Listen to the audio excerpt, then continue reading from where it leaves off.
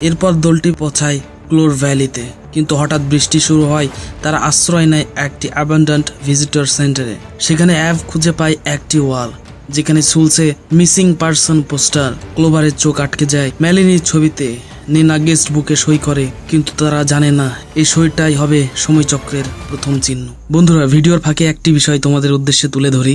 আমরা শুধু সিনেমার ব্যাখ্যা দিই না, আমরা সেই প্রশ্নগুলোর উত্তর খুঁজি যেগুলো মানুষ চুপচাপ বুকে পাথরের মতো নিয়ে ঘুরে বেড়ায়। যে চরিত্রগুলো কাঁদে তারা হয়তো তোমার ওই মতো, হয়তো আমার মতো, অথবা হয়তো এমন কারো মতো যাকে তুমি অনেকদিন আগে হারিয়ে ফেলেছিলে। আজকের এই মুভিতে ক্লোভারের ভয়, মেলিনির অভিমান আর সেই এক রাতের ছায়া একটুখানি তোমাকে স্পর্শ করে, তাহলে জানি এই চ্যানেলটা তোমার ঠিকানা হতে পারে। আমাদের গল্প শুধু ব্যাখ্যা নয়, এটা অনুভব, সম্পর্ক আর অভিজ্ঞতা। সাবস্ক্রাইব করে ফেলো, কারণ পরের গল্পটা শুধু আর একটা সিনেমা না, সেটা হতে পারে ঠিক তোমার গল্পের মতো কিছু। আমরা আবারও গল্পে ফিরে আসি বন্ধুরা।